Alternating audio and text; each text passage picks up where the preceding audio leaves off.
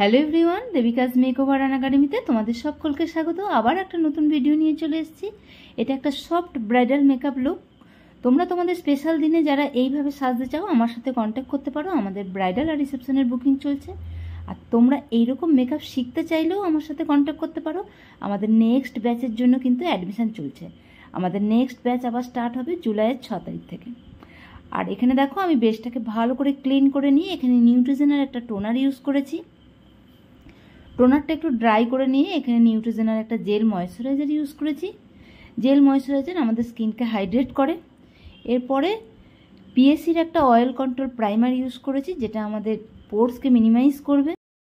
Shubha beauty liquid highlighter use করেছি, যেটা আমাদের বেসটাকে ভেতর থেকে গ্লো দেখাবে।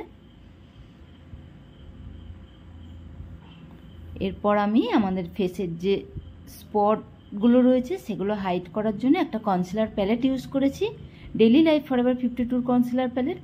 এরপরে বেসটা করেছি মেবেলিন সুপারস্টে আর সফরেলের ফাউন্ডেশনকে মিক্স করে আমি এখানে বেসটা করেছি হুডা বিউটির একটা কনসিলার দিয়ে এখানে হাইলাইট করেছি। ভালো করে ব্লেন্ড করে নিয়ে আমি এখানে সেম প্যালেট থেকে ক্রিম কন্টুরিং করেছি।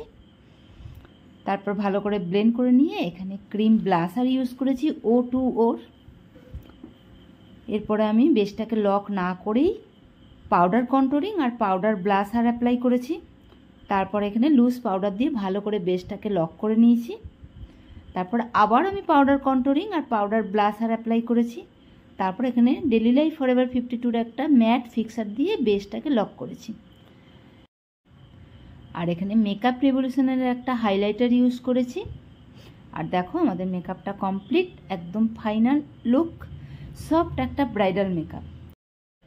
Thank you so much everyone for watching. ভিডিওটা যদি তোমাদের ভালো লেগে থাকে তাহলে লাইক, কমেন্ট আর শেয়ার করে দিও। টাটা।